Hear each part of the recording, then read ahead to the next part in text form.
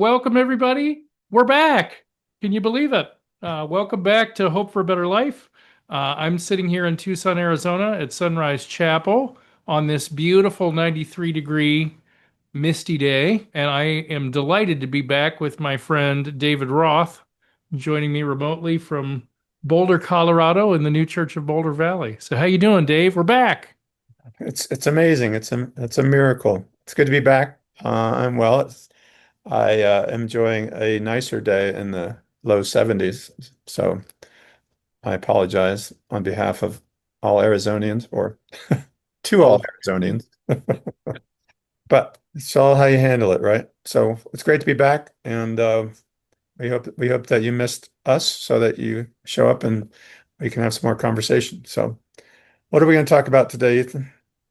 Well, I think in the little sorry we've been absent video, we made mention of an intention to explore the Beatitudes, which still exists, but in typical fashion for us, why not do something different? So, Right. so we were talking offline about a topical approach tied into that, and where our minds and hearts went were subjects that are often enshrouded with some mystery, some confusion, maybe a little controversy that are specific to the world of the church, but have meaning. And that meaning has been a little bit lost for people in the modern age. And so, since we think some of these things are cool to think about and talk about, we thought, well, let's think about them and talk about them with you. And the first one we plucked for that or felt led to was about baptism and the significance of baptism and what it means for our spiritual life and the nature of the commitment we're making when we get baptized. So when we first talked about it, I was like, meh. And now I'm like, actually, this is really an exciting topic, and I'm looking forward to unpacking it with you. Yeah. Anything you would add to that? Yeah, I think one of the things I've noticed is people have various understandings about what baptism means or what it does for you or doesn't do for you. And I think that there's a lot that maybe we can try to clear up from talking about it. And, I've heard things, anything from if you don't get baptized, you're going to hell, or if your baptism saves you instantly and you're on your way to heaven if you get baptized, these kinds of things, which I find is taught that that's not anywhere remotely close to what's happening. So hopefully we can shed some light on it and bring some clarity from new church theology about what the Lord really intends baptism to signify, but also the benefits of it and why it's worth thinking about getting baptized. I know that people don't do it very often anymore, it seems. Maybe they do it for their little babies and stuff like that, but should an adult consider getting baptized, or a teenager or anybody that's thinking about their relationship with the Lord, and I think it can be a real benefit and bring some strength to what you're trying to accomplish in your spiritual life. So that's what I have to say. How cool, because what was going through my mind while you were talking was one more reference that you and I didn't touch on when we were researching this offline, which was an exchange with the disciples that the Lord has, where they're essentially saying, "We want to take the hill with you," you Hmm. know? And he says, will you drink the cup that I drink? Will you be baptized with the baptism that I am baptized with? And so there's this tie-in with temptation Hmm. and yeah, otherwise translated in the newest version of the writings of Emanuel Swedenborg as spiritual struggle. So I like thinking about that too. What does he mean when he says that? What is that saying about what baptism is helping with in our spiritual life? Yeah. So anyway, And I mean, to follow up on what you said too, he did say, yeah, they said, yeah, we can do that. And he said, yeah, you can, but yeah, you can't sit on my right hand or my left hand. That's not going right. to happen. So yeah, you can go through these struggles. I'll be there with you and I'll help you. And that's why I'm here, essentially. So where do we start, my brother?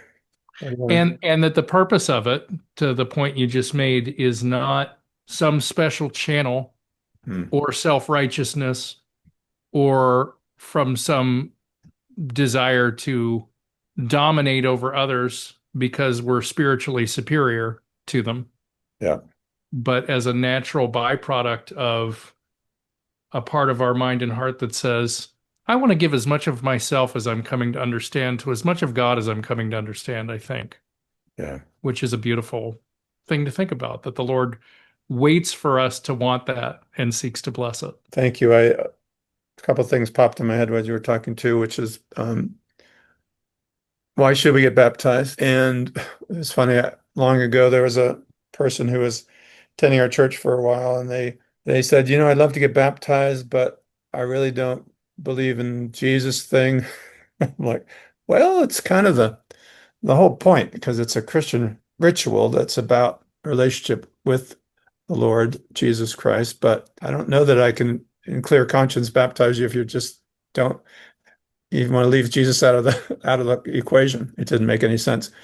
And the other thing that came to my mind too is that part of that being a Christian ritual or sacrament, I guess is the better word that is used to describe what it is that it's not joining a particular church. Like I know people have said, well, if I get baptized, that means I can join the church community. Well, you could if that's what your bylaws state, but it's not about joining a church. It's about your relationship with the Lord directly.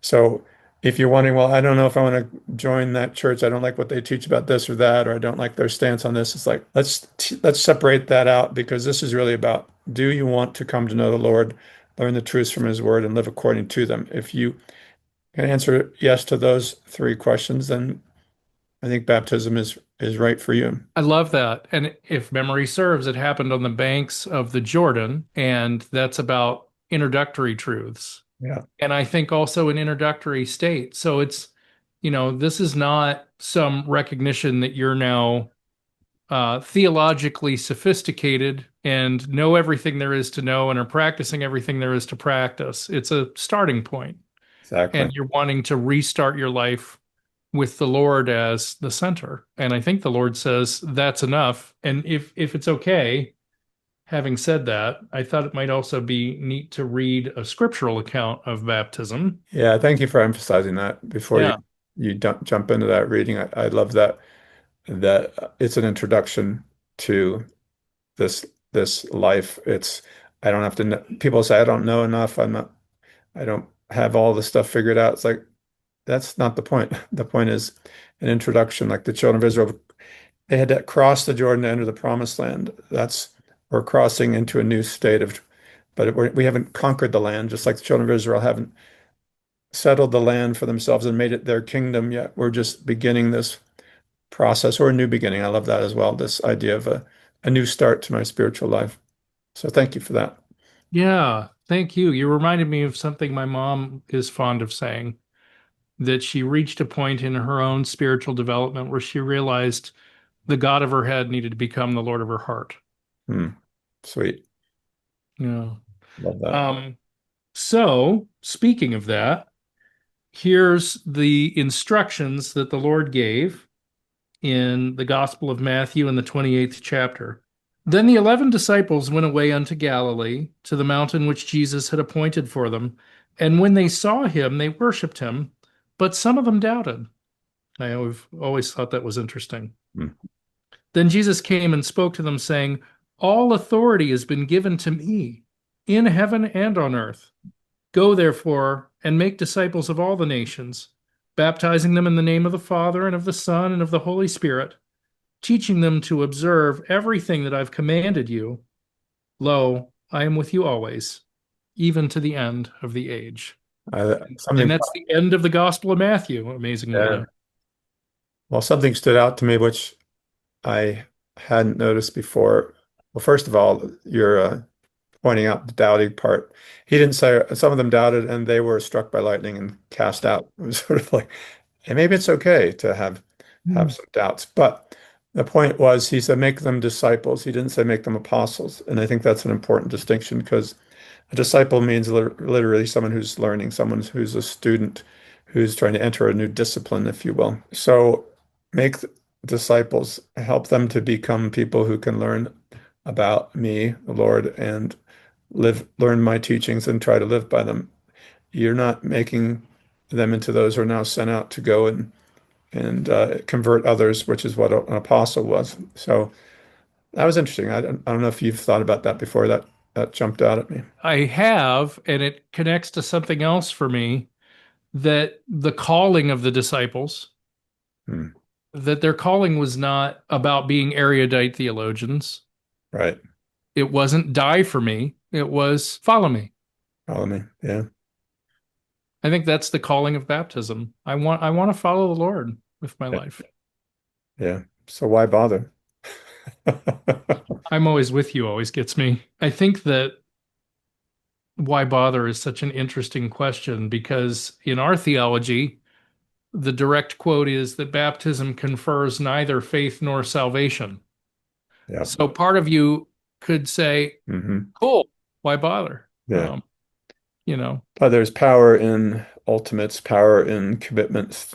It's, same argument could be made about a relationship. Why bother getting married to this person? Why bother making that commitment? Well, because commitments have value and they have strength. And I bet that many people think twice before doing something that would damage their relationship if they've made that commitment of marriage, because they're like, whoa, I made that commitment. I have this ring on my fingers, so I need to be faithful and not break this covenant I made. So there's power in that. And so if someone feels like it's useful to step up, so to speak, for themselves and say, yeah, I want to take my spiritual life a little bit more seriously and invite the Lord into my life.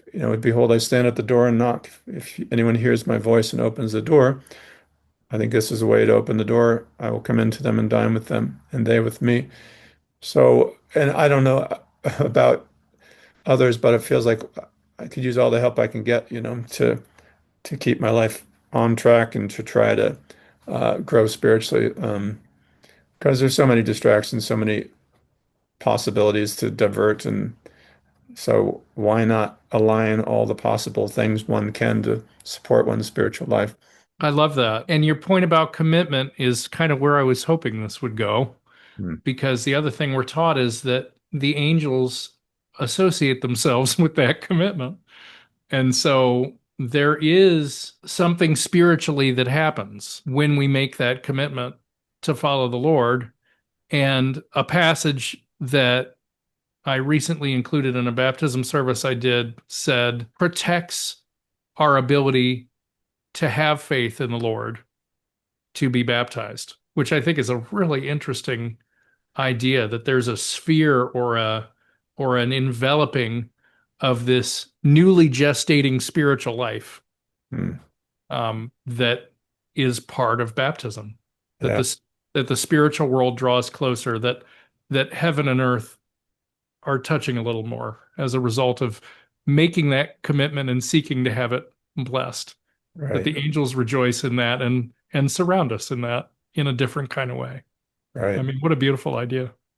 Right. There's a passage that says that I think it says Christianity or the religion of a person is according to the state of the church within them and without them, sort of like what am I creating around myself and what am I creating connecting within myself? I don't know. You probably know that passage Yeah, better. the quality of the Christianity within them and about them, I think it says. Thank you. Christianity is a quality of heart. And so when you talk about why bother, you could say, well, what are the benefits? That's one way to think about it. Is there a benefit for me being baptized? And I think yeah, there's that commitment piece that you could take seriously because you've stated it maybe in front of others or maybe just before the Lord. But there's power in that. But there's also what you're talking about, a spiritual association. We're told that every one of us has two good spirits and two evil spirits with us that are influencing us all the time. And we're told that when we're baptized in this particular faith, that it's an invitation for spirits of the same mindset or on the same team, so to speak. There, you invite them to now be with you. So you're getting support from not some random. I mean, random good spirits are fine, but if you want to have them, supporting you in what you're trying to accomplish, they're on the same team now, and they have the same playbook that you want to be playing from, and they're trying to support you that way. So it is actually, there is a spiritual reinforcement that does occur in a baptism service. So yeah, there is a benefit for sure. It's spiritual, which is Not a bad thing. Two things. Way back when the newest translation of the writings was first being worked on, I think it was a draft cover for the paperback version of Swedenborg's work, True Christianity. And so they were thinking of some quotes that would draw readers in. And somebody said, most people would argue Christianity is a religion that's thousands of years old. This work is arguing that true Christianity, a Christianity of the heart, is just being born. Hmm, nice. Yeah, and that's an important thing to state too, because Christianity can has a bad rap, put it that way, and rightfully so in many ways. And so Swedenborg was led to reveal these teachings so there could be a new Christianity that gets it away from the path it had gone down. And it still suffers from a great deal today, right? Faith alone and so forth. People doing all kinds of horrible things in the name of religion or Christianity. So this is an opportunity to say, no, I want this, I'm going down this new path. I want to follow a loving God who doesn't condemn others. I want to follow a God who basically believes all people of all faiths can go to heaven if they want. If they're living a life of good, I want to be on that team. I want to support that mindset. And Yeah, and that I've seen and felt convicted by the truth of the word being what can show me the way. yeah, Yeah. To a life of love because it's a one heart at a time paradigm, and that's the whole message of the Lord's ministry in the New Testament in a nutshell. yeah. Where are you setting your heart? Hmm. That's an important thing about baptism being a introduction and also conferring neither faith nor salvation, but it's commitment. So, what is the benefit of baptism? The benefit comes when not in the ceremony, but in what do we do after that? Like, just like getting married doesn't guarantee a good marriage, or having a ceremony doesn't guarantee a good marriage. What does is the work you put into it afterwards, and that's what changes your heart and mind and spirit. So baptism is a promise between one person and the Lord that I would like to change my thinking, change my heart, and change my life. And I know that with you and your word, that can be accomplished. So one of the things that I don't know if we want to get into it now, the details of this of a baptism are water is used. Water is a symbol for truth. And as you had just mentioned, truth is the way that will lead us to it. But we apply truth to the forehead, and it's on a sign of a cross, and we apply it to the heart. But we apply it to the forehead as a symbol of we need to learn what's true. And we apply it to the heart as we need to try to love what's true. And it's in the sign of a cross because that's difficult. It comes with Mhm. trial and temptation. But when Yeah, we do that, that transforms us. And the Lord is with us every step of the way. I love that. So the second thing I was going to say was sort of a mundane, natural example. But over the summer, I got introduced to a new card game, Hmm. and the name of the card game is The Mind. And Wow. it's such a simple premise. It's just numbers 1 to 100, and however many people are around the table, you study your cards. But unlike other traditional games, almost all of them that I can think of where you're competing against somebody else in order to best them with your card, you're actually trying to anticipate what it would take for us to each build on each other's numbers sequentially so that we can get as close to 100 in an order of the cards that have been dealt. And in order to do that, you have to read each other and rely on each other and work together. And the tagline of the game was something like, let's all unite. Hmm. And I've probably am thinking about this because of my sense of the state of the world right now, my sense of the state of my life, my sense of the state of my community, that there's a lot of forces at work, and we know where they come from, trying to divide. Hmm. And I guess I was thinking of the Psalms. Unite our hearts to fear your name, so teach us to number our days May our that we can gain hearts. a heart of wisdom. Yeah. Yeah, Yeah. yeah, I love yeah. that game. Thank you for bringing that game into the conversation. Well, I think why was it so magical to me? Because it took a crowd of disparate Hmm.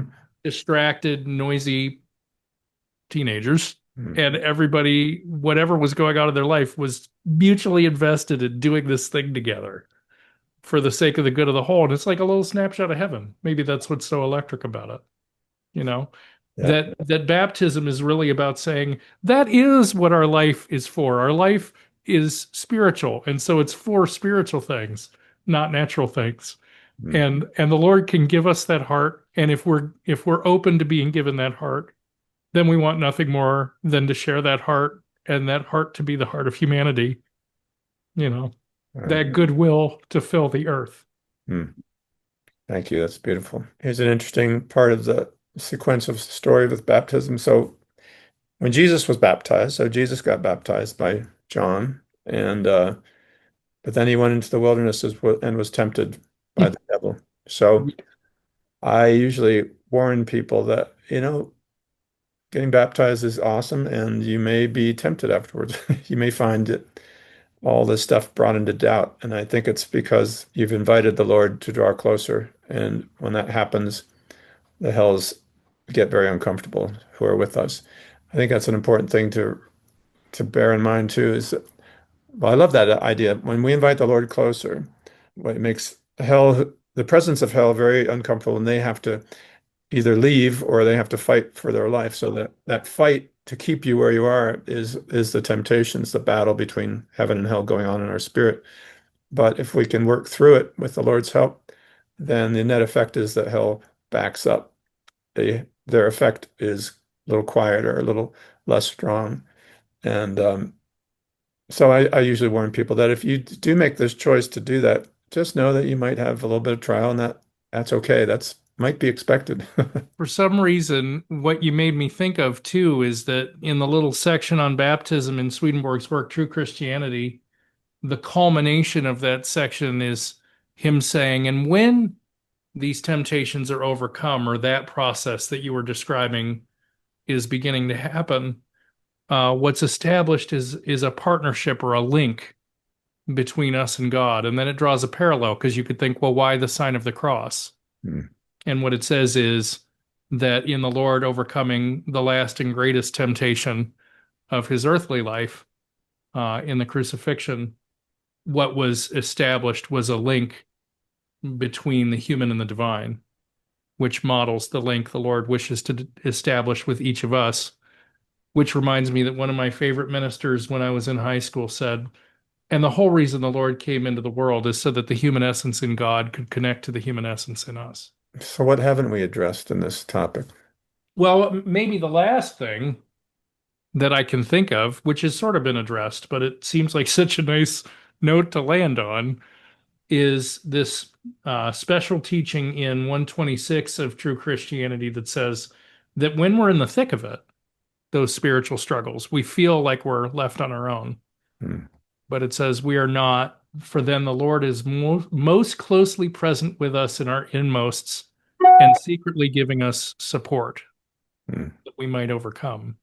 And so baptism is also about that promise Yeah. and strengthening us in it for the trials to come, the hardest trials we'll face. That Yeah. it will feel that a hallmark of spiritual temptation, it's not just enticement. I really want to eat that thing I said I wasn't going to eat. You know, Yeah. it's this sense of abandonment by God, Hmm. and that the Lord is always with us and has never left us and will always be with us, Yeah. to draw strength and hope from that. Thank you for that. There's a beautiful scriptural account that supports that too, which is, I think it was after the Sermon on the Mount, maybe. But Jesus has his disciples go across the sea in a boat, and he goes up, they go across the sea, and a storm arises, right? This huge storm, and they're afraid they're going to die. But it says Jesus went up on a mountain to pray, and then he descends the mountain and walks to them on water and calms the sea and all this sort of thing. But I love that imagery because that's what it feels like, that Jesus isn't in the boat. The Lord's not in the boat, and he's gone away. But what he's doing is he's going up to the inner parts of our life to strengthen us, just like you described. And then he comes to us and can calm those waters. Yeah, we're going to go through some rough waters in life. That's part of what separates the hellish tendencies that we might struggle with or addictions, bad habits, and so forth. That teases those out, separates them so that they can become quiescent in us and not dominate the conversation in our mind or in our heart. I love that. Can I close with a story? Please. Yeah, sure. So when I was first getting together with my wife, you have that newness of the dating state, right? And you're super excited and it's all you can think about. And you're also a little bit fluttery and nervous and want to make a good impression, right? Like that's a lot of that state too. And so we're headed out on a walk and I'm just utterly infatuated. And in those days, amongst the other physical problems that plagued me, not to get too graphic, was really bad acne. And I had one of these sores on my face that basically sort of erupted, one of these pieces of acne. And I just was filled with shame and trying to cover my face. And I burst into tears. And she took my face in her hands and looked at me and said, "Don't go anywhere. I Mm. see you." I don't know why it was brought up for me listening to that last part of what you described, but coming down the mountain and being with us, I picture the Lord in the times where it feels like we're about to sink, we're about to go under, Mm. we're about to be lost, encouraging us to look up and taking us by the face and saying, "I see you. Don't go anywhere." Mm. Love that. Thank you for sharing that. That's beautiful. Well, thanks, Ethan. All right, friends. Thanks for listening and going on this journey with us. If you have any questions or comments about what we talked about, I'm sure you could write that somewhere. That would be great. We'd love to relaunch that way. We love you. The Lord loves you I would more love dearly than you can possibly imagine. And we're just so grateful that you spent some time with us today. to. Yeah. See you next time. Love and peace. Peace and love.